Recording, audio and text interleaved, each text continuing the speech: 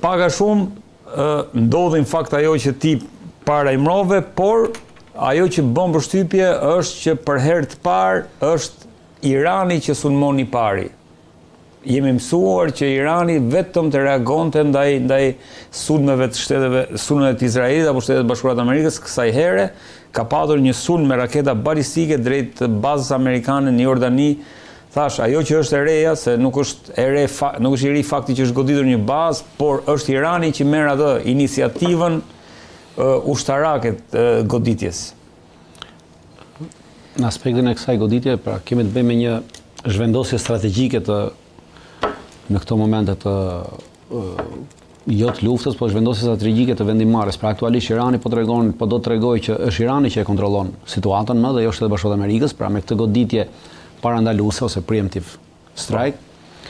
Po do të tregoj disa gjëra. Para do të tregoj që situatën këtu në Gjirin e Persike kontrollon Irani dhe se kontrollon në Shtetet Bashkuara të Amerikës. Pra, ky është mesazhi i parë. Është mesazhi i parë që ka të bëjë me shkallën e përshkallëzimit. Pra deri tash ishin Shtetet Bashkuara të Amerikës ato të cilin posedonin shkallën e përshkallëzimit. Pra ato godisnin shumë, godisnin pak, vendosnin kur ndalonin goditjen dhe ndalonte edhe Irani. Ndërsa tashmë kjo shkallë përshkallëzimi ka kaluar, Irani po do të tregojë që shkalla e përshkallëzimit ka kaluar nën kontrollin e Iranit. Pra janë ata të cilët vendosin të godasin përpara, janë ata të vendosin të godasin se si dhe të provokojnë Shtetet Bashkuara të Amerikës që ta fusin në një luftë të tillë, pra ose si ajo e Ramazanit, ose në këto goditje të vazhdueshme që ta mbajnë gjatë gjithë kohës të angazhuar. Në këtë aspekt. Për arsye, pse po e bëjnë sot këto tashmë iranianët? Shtetet Bashkuara të Amerikës për 35 vjet, jo vetëm në lindjen e mesme, por kudo tjetër kanë pasur 4 pika kryesore të doktrinës tyre ushtarake, të cilat i kanë mbajtur në këto 35 vjetet e fundit. E para janë bazat avancuara, pra. Doktrina ushtarake amerikane është bazuar mbi bazat e avancuara. Këto bazat avancuara janë gjitha këto bazat e shpërndara në lindjen e mesme, bazat e shpërndara pothuajse në gjithë botën, pra 800 ca baza. Po. Është bazuar mbi superiorin ajror, mbi doktrinën ajrore së Bashkuara të Amerikës që gjithçka e mbulon nga ajri, pra me goditje nga ajri, superioriteti ajror i saj. Dhe ky superioritet ajror është bazuar mbi goditjet precize, të cilat kanë pasur aviacioni amerikan bazuar mbi raketat precize që përdorin këtë avion, dhe e katërta është fitoria e shpejtë.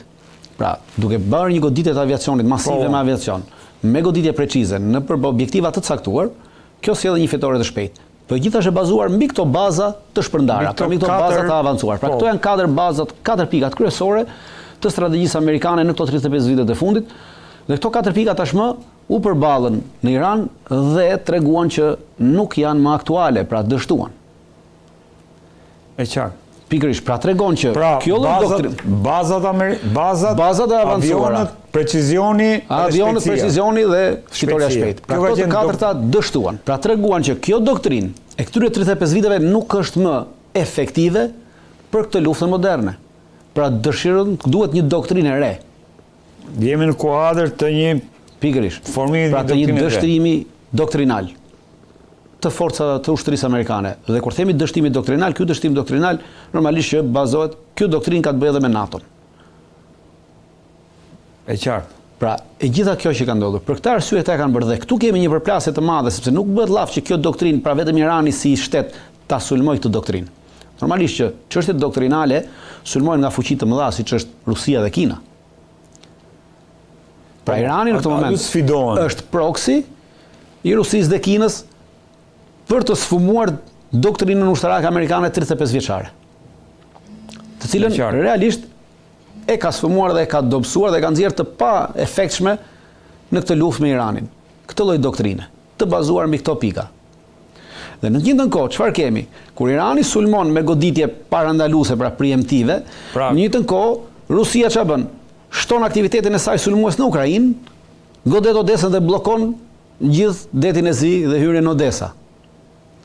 Në të njëjtën kohë, Kina nuk sulmon me armë, po sulmon ekonomikisht. Pra, rrit kërkesën për nevoja nafte, edhe pse nuk kanë nevojë, pra për këtë naftë të shtuar. Por ndërkohë dhe njëkohësisht blen edhe flori me shumicë. Gjë që blerja e florit me shumicë sa bën, sjell dobësimin total të dollarit dhe dobësimin e bondeve amerikane.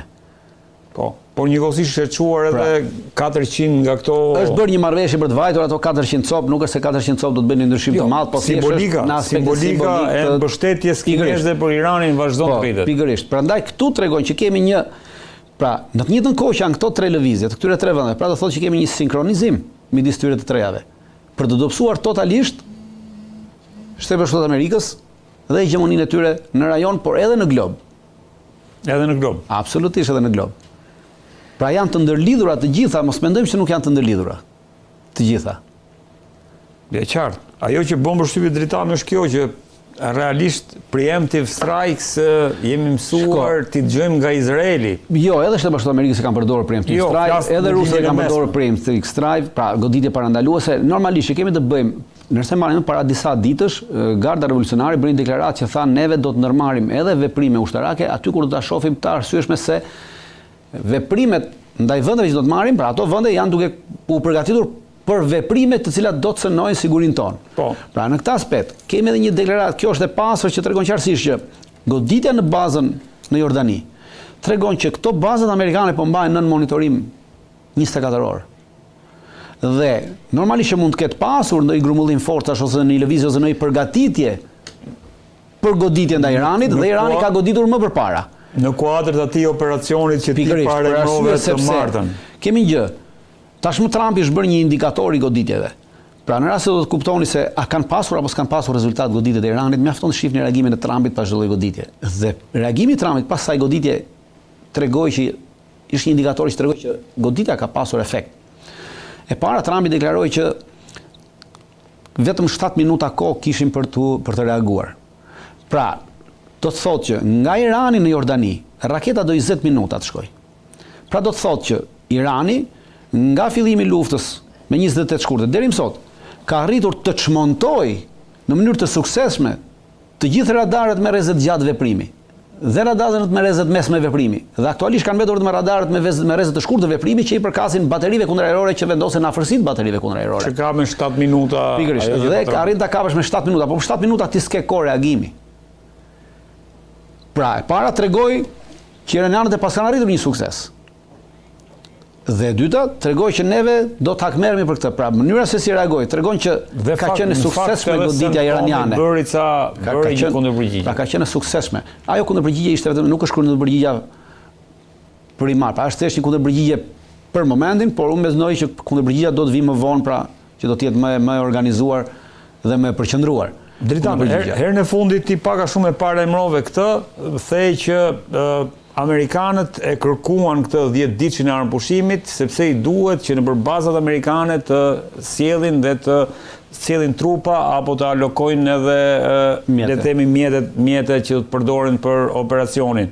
Çka Irani nuk do ta lejonte dhe jemi në këtë kontekst.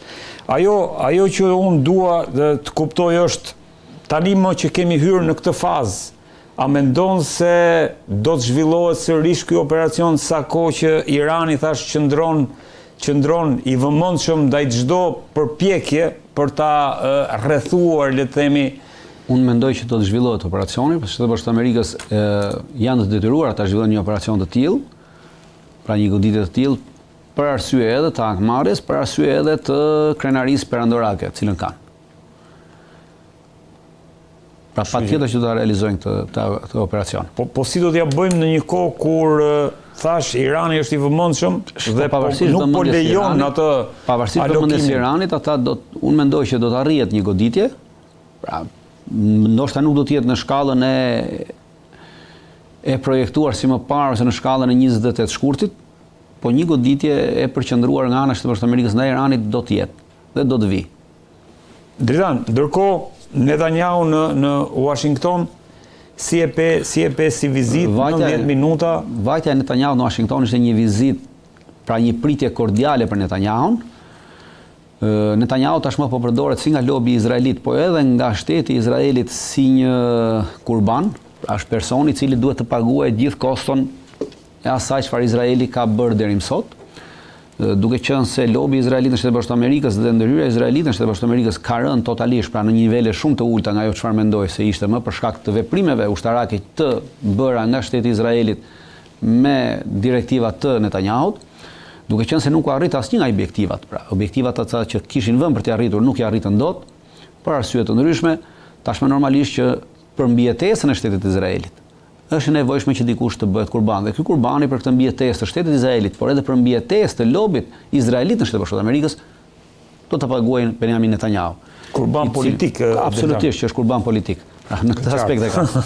Dhe në tetor ka zgjedhjet, të cilat qartësisht po duket që do t'ju mbasi për arsye se për herë të parë në Izrael gjithë partitë opozitare janë bërë bashkë, dhe kjo normalisht një matematikë thjesht që votat i ka të humbura, pra do të humbaset dhe normalisht me humbjen e votave do të shkojë edhe në burg për arsye se do ta dënojnë për 1, 2, 3 shishe whisky që ka marrë diçka tjetër.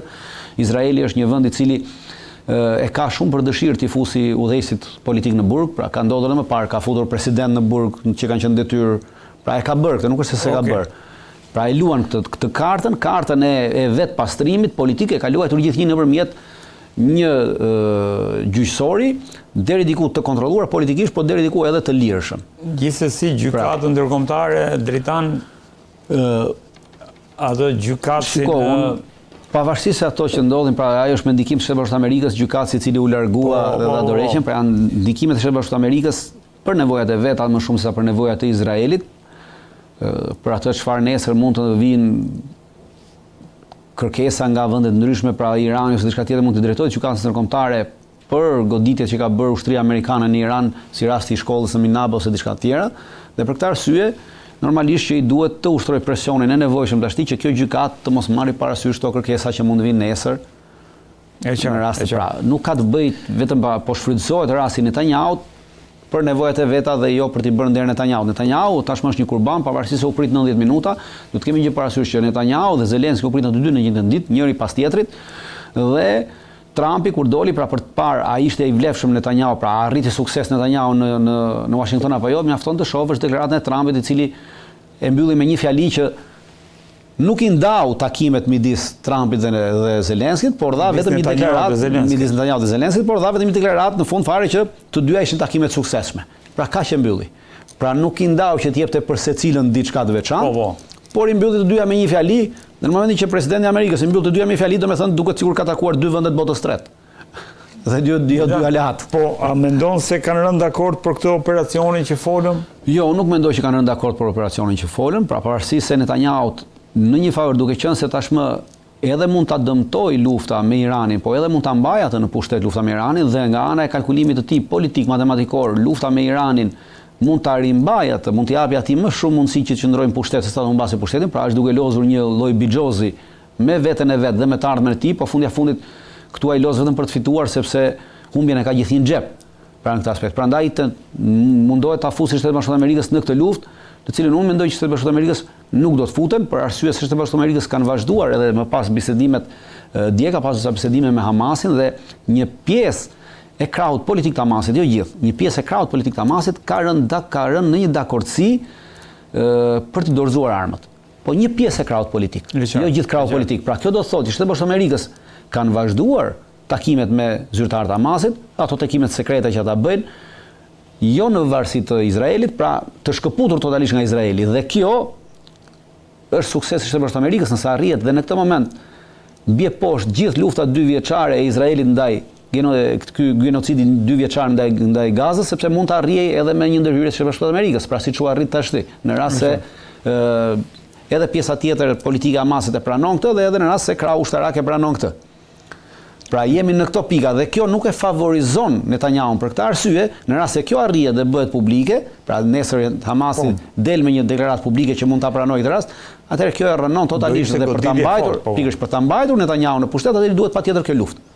Dritan, para se të kalojmë tek takimi i Zelenskit në Washington, ky sulmi ndaj një anije amerikane në Egjipt, çfarë ishte? Se pati jehon të madhe, kur e mendon që 3-4 ditë më parë ishte goditur një anije iraniane në detin Kaspik. Nuk ka të bëjë me çështjen e goditjes anijes iraniane, ka të bëjë me atë që unë e konsideroj si false flag operation, pra një operacion fals i bërë. Operacioni për mendimin tim është bërë nga Mossadi izraelit, por ka treguar një gjë që Mossadi izraelit aktualisht vazhdon të mbetet shërbimi sekret më operacional dhe më efektiv në botë për momentin. Për arsye, pse e them këtë arsye? 3 ditë përpara se të ndodhte kjo goditje në portin e Diamanit në Egjipt. Media izraelite, media shtetërore iraniane nxjerr një hartë të IRGC-s e cila përcaktonte disa objektiva, disa 20-30 objektiva energjetik në të gjithë Evropën dhe në gjithë lindjen e mesme. Dhe një nga këto objektiva ishte edhe ky port. Pra një pikë, në këto 30 ishte edhe ky port. Dhe kjo tregon që izraelitët janë shumë të vëmendshëm në monitorim 24 orë të çfarë do lloj gjëje që nxjerr që del nga Irani. Dhe ju desh vetëm 3 ditë për të organizuar një operacion të tillë, për të goditur me një dron. Një dron që në fakt nuk e ka marrë ende një përgjegjës, nuk ka dalë ende, le të themi se Irani do të dalë një grup, do ta sajojnë një grup, do ta nxjerrin, atje grupet janë pafund, pra sajojnë grupe për ditë, nuk është rëndësia e emrit. Okej. Rëndësia ka që Egjipti deklaroi qartësisht që nuk ka asnjë dyshim që kjo të ketë ardhur nga Irani, pra. Shërbimet sekrete egjiptiane deklaruan që nuk kemi deklaruar asnjëherë që kjo të ketë ardhur nga Irani. Prandaj them që është fast flag operation e bërë nga Izraeli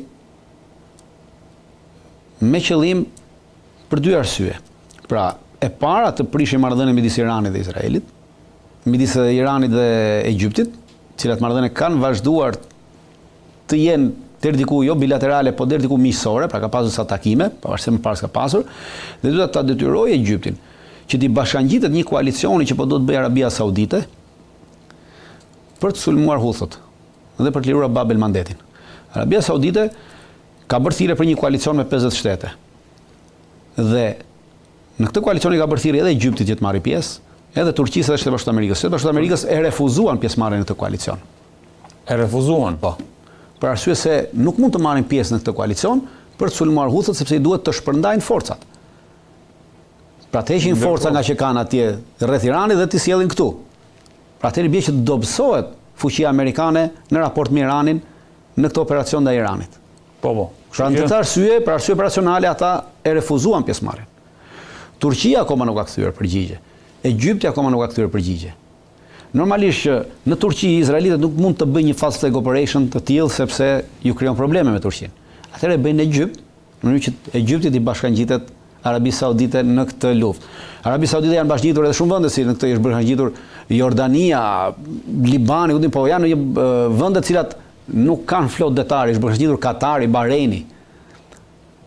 Pra, shumica këtyre vende, Djibouti, është bashkangjitur Djibouti, është bashkangjitur Sudani, pra janë vende të cilat nuk posedojnë flotë detare dhe do mund t'i vinë ndihmë Arabisë Saudite nesër për të liruar Bab el Mandetin, të cilin tashmë Huthët po thonë që edhe neve duam të vendosim te Bab el Mandeti një taks për kalimi, pra ata do vendosin taks kalimi, toll, të cilin gjitha vendet e paguajnë në ngushtinë e Hormuzit me përjashtim të Kinës. Pra dje Irani deklaroi që Kina nuk paguan, është vetëm vend që s'paguan më toll në ngushtinë e Hormuzit.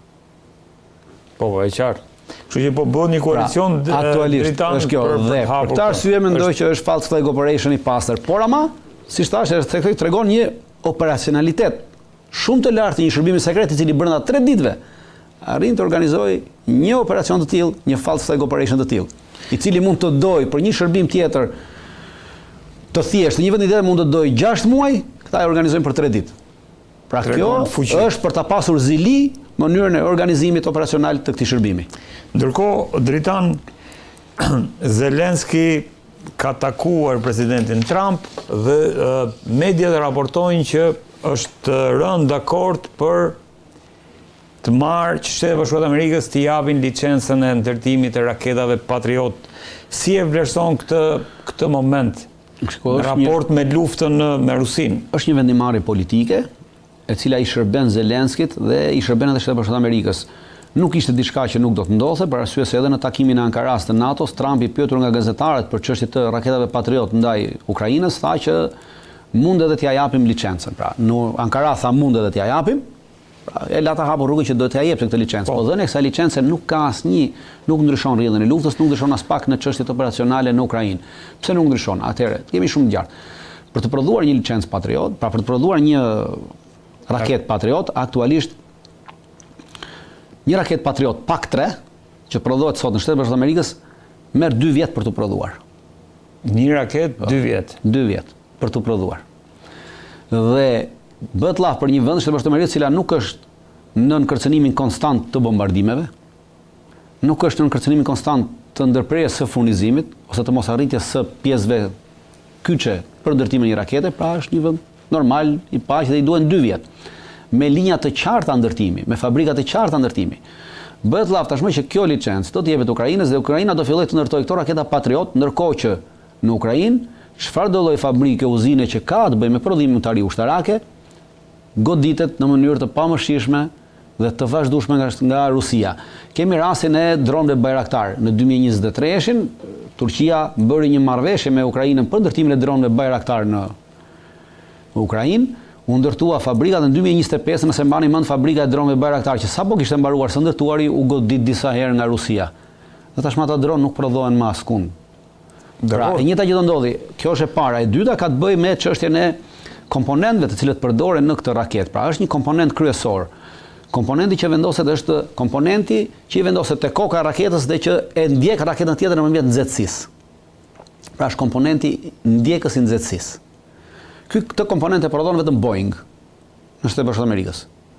Dhe Boeing ka deklaruar që këtë komponent, licencën e prodhimit të këtij komponenti nuk ja jep asnjë vendi, sepse raketa Patriot, licencë për prodhimin e raketave Patriot ka edhe Gjermania. Dhe Gjermania e ka kërkuar këtë nga Boeing që ta marrë këtë, dhe është komponenti kryesor i raketës. Dhe Boeing ka deklaruar që ne nuk e japim këtë. Pra, ti mund ta prodhosh pjesë të raketës, por kokën e raketës, pra trurin e raketës, është truri i raketës ajo. Trurin e raketës ti do ta presësh ta marrësh nga Boeing. Pra ti do prodhosh raketa, ti mund t'i prodhosh 100 raketa.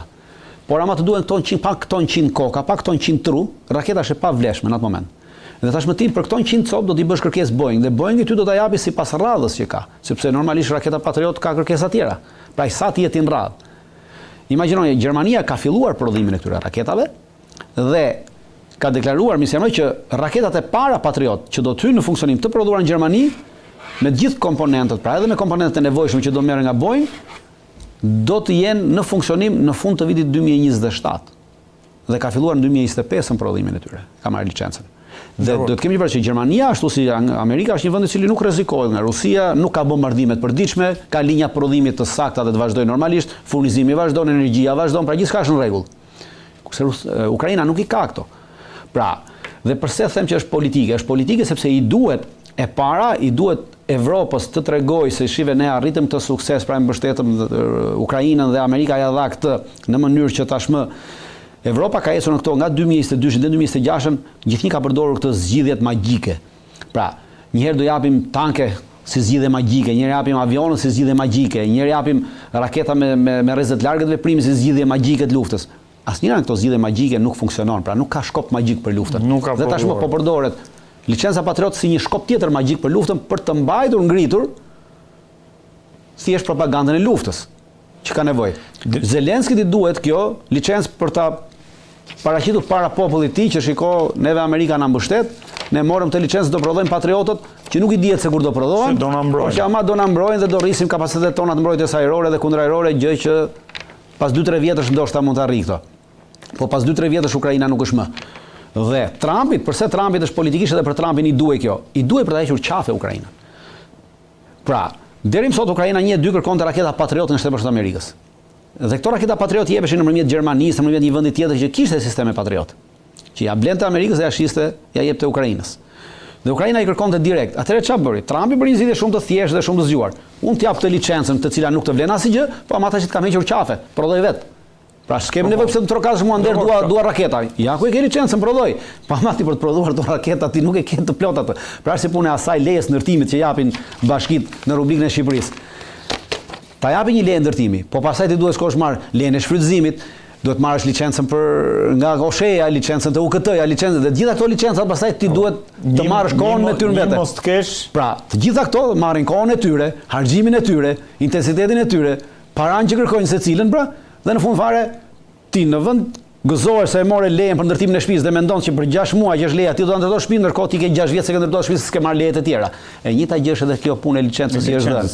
Pra merr këtë licencë dhe mu hiq qafe dhe pastaj u vazhdoi. Në kuptimin gjeostrategjik nuk tregon kjo një zhvendosje të raportit Shtetet Bashkuara me Ukrainën? Jo, nuk ka sepse me Trumpin ka qenë gjithmonë ajo ideja që Trump ka qenë i ftohtë në raport me Ukrainën. Ndërkohë nuk tregon një sinjal afrimi? Jo, nuk ka si sinjal afrimi. Për mendimin tim kjo është sinjali i largimit total. Pra tashmë ti skep se vjen më te una, se deri tashim ke lodhur duke më trokitur nder. Ke kërkuar prej këtij momenti unë s'kam nevojë, pra s'ke nevojë të vish më se ja ku e ke licencën bëj çfarë duash, pra. Afrimitet do ishte në rast se unë në Shtetet Bashkuara të Amerikës krijoj një linjë prodhimi vetëm për ty. Pra në rast se Shtetet Bashkuara të Amerikës do bëni për vendosje e madhe. Absolutisht, krijimin e një linje prodhimi patriotë vetëm për nevojat e Ukrainës. Atëherë këtu do kishim një zhvendosje, një afrimitet dhe atëherë mund të theshim që po kjo nesër, pas 6 muajsh ose pas një viti do ndikojë realisht në luftën. Por duke i dhënë licencën ti e qafe. Dritan, kanë bërë buj disa pamje dhe kjo është jashtë zhvillimit luftës, po në një farë mënyrë është edhe një lloj lufte, po në formë tjetër. Në Spanjë kanë bërë buj, domethënë zbarkimi i mira marokenëve dhe ja ku i kemi edhe pamjet në brigjet e Spanjës. Kjo ka sjell një situatë shumë të vështirë për Spanjën, ndërkohë që Spanja dihet në pozicionin e saj në raport me shumë qëndrime sot të Shtetet Bashkuara të Amerikës. Si vlerëson këto zhvillime? Duhet të jemi një gjë të qartë. Pavarësisht se ky është territor spanjoll, bëhet lla për territorin spanjoll në Marok. Pra nuk bëhet lla në Evropë. Ky territor për cilin po flasim është në Melilla dhe në Ceuta. Janë dy qytete që i përkisin dikur Marokut, por që Spanja i ka mbajtur të pushtuar dhe i ka marrë dhe i ka futur në territorin e saj. Pra nuk jemi në Evropë. Nuk jemi në Evropë. Jo, janë në Marok. Dhe kjo bëhet për disa arsye, pra. E para këta asnjëri prej këtyre nuk do të mbërrijë nesër në Spanjë, në brigjet e Evropës, sepse duhet të kaloj absolutisht po. Pra atje është pa mundur që ta mbërrijë.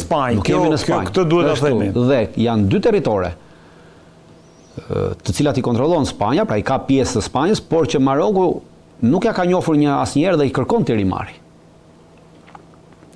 Plus që Maroku ka një marrëdhënie shumë të ngushtë me Izraelin. Sidomos të 2 vitet e fundit. Dhe Izraelit intereson të shkaktojë probleme ekonomike dhe politike kësaj qeverie spanjolle, e cila ka dalë kundër Izraelit haptazi për genocidin që Izraeli ka bërë në Gaza. E qartë. Pra, në të gjitha rastet tu, kemi të bëjmë me një lëvizje politike për të arritur disa qëllime. Pra, qëllimi më i vogël është për të goditur politikisht dhe ekonomikisht Spanjën. Për këtë, pse politikisht? Sepse nesër Spanjë duhet të dërgojë aty forcat ushtarake, sepse me forca policore nuk e mban dot atë situatë. Po kanë filluar ato sherret në Ceuta, pashun disa pamje. Pikërisht, dhe nëse do shkojnë forca ushtarake, pra do të ketë përplasje. Dhe kjo përplasje kush i intereson? I intereson normalisht Izraelit për ta nxjerrë Spanjën që është e tillë, por ama do të kemi një parasysh që e gjithë ky veprimtari nuk është bërë edhe pa miratimin e CIA-s amerikane. Pra përplasja me Spanjën vjen si nga Shtetet Bashkuara të Amerikës edhe me Izraelin. Po. Ajo dhe është bërë me miratimin e Amerikës. E gjitha kjo. Pra është një goditje politike që bëhet Spanjës. Dhe Maroku normalisht i intereson kjo goditje politike, i intereson dobësimi i forcës spanjolle në territorin e vet, i intereson rimarrja mbrapsht e këtyre territoreve. Pra ti marrin në këtë mënyrë sepse me luftë nuk ja merr dot Spanjës. Nuk ka kapacitete të bëj luftë me Spanjën, se për dy arsye. Para nuk ka kapacitete ushtarake të luftojë me Spanjën, sepse Spanja është një fuqi ushtarake, pra nuk është që s'është një fuqi ushtarake. E dyta, Spanja është antare e NATO-s dhe në rast se do të tentonte ta bënte këtë me forca ushtarake, automatikisht aktivizohet në NI5.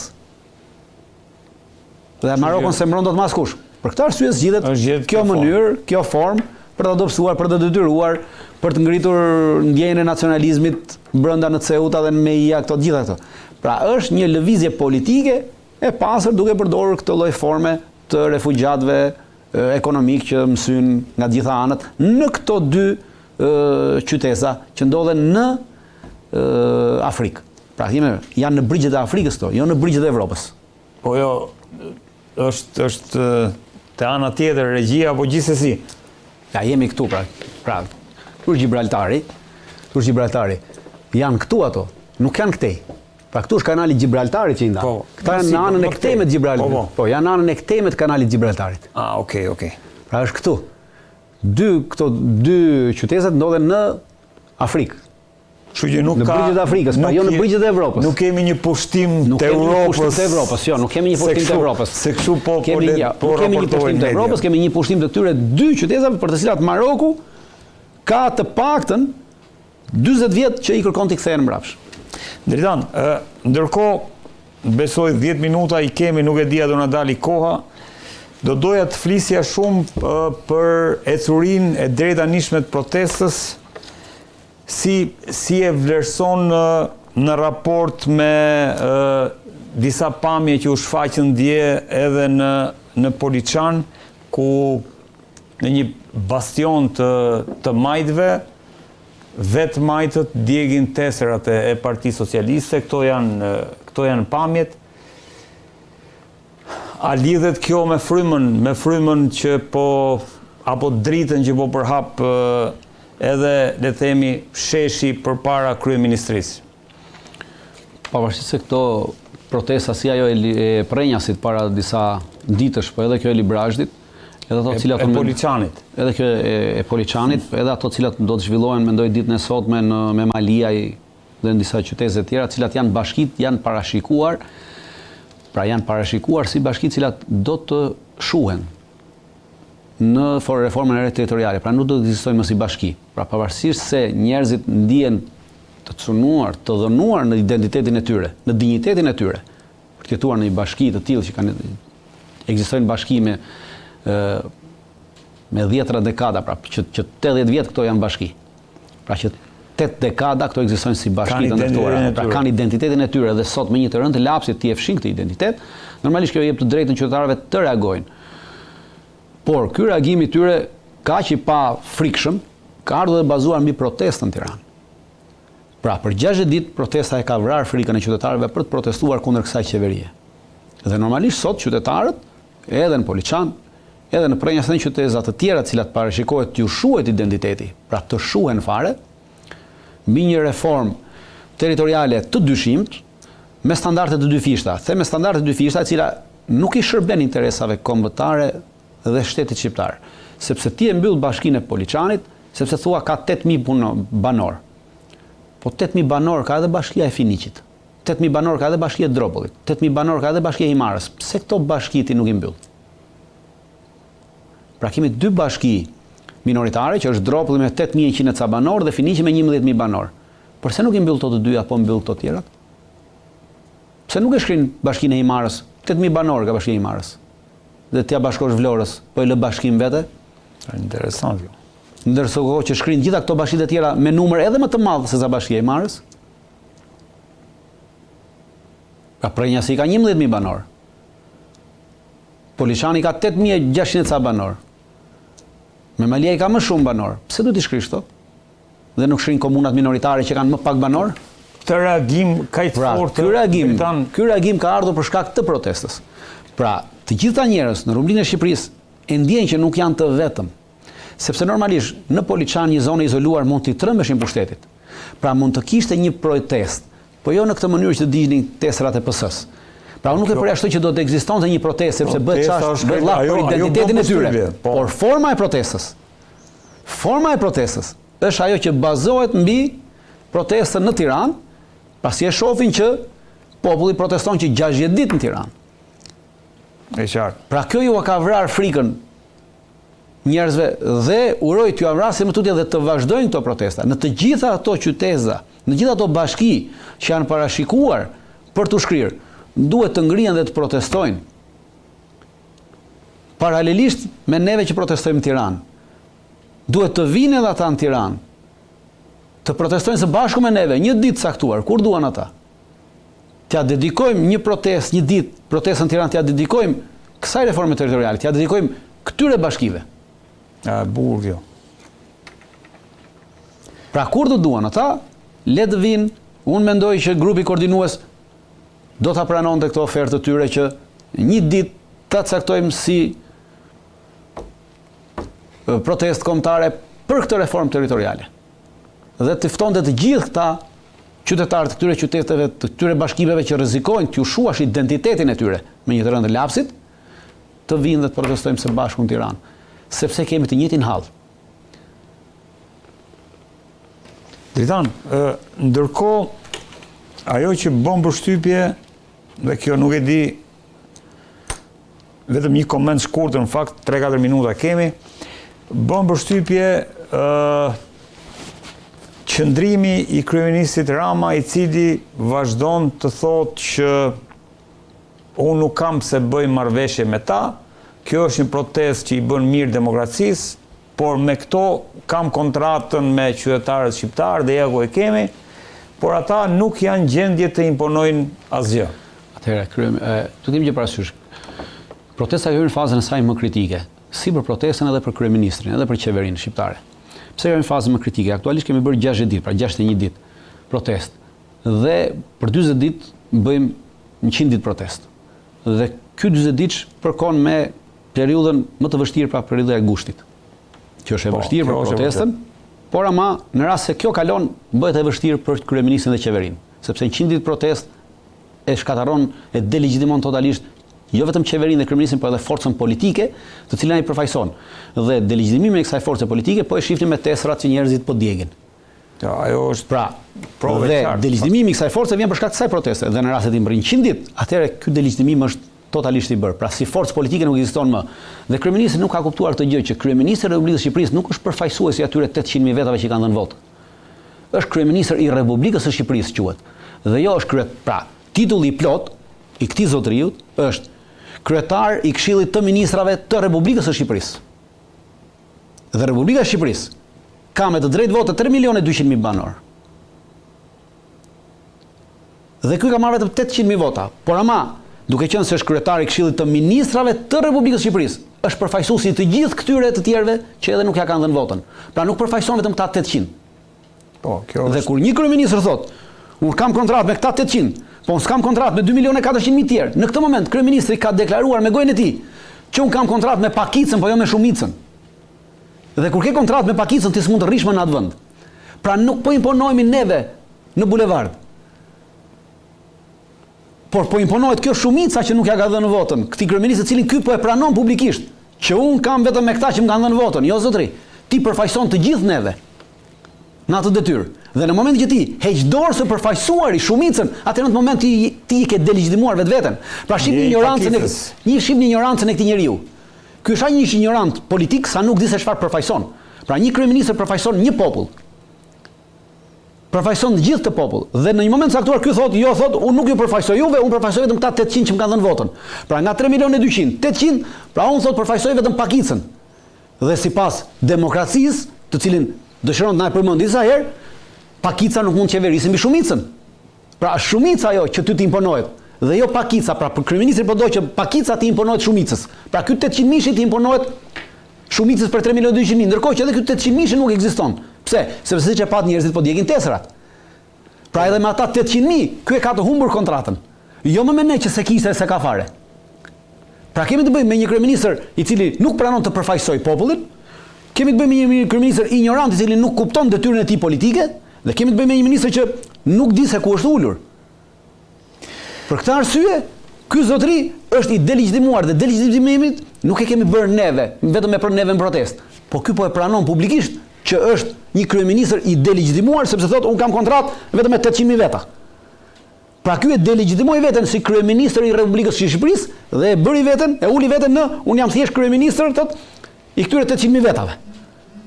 E qartë, e qartë. Pra, siç thash, delegjitimimi i kryeministrit është bërë dhe ky e pranon këtë publikisht. Tashmë ka filluar delegjitimimi i forcës politike. Në këto 40 ditë që mbrin 100-shin, është delegjitimimi i forcës politike, që ai përfaqëson. Forcë e cila po vazhdon të delegitimohet me këto veprime që po bëjnë ata me cilët ky pretendon se ka kontratën.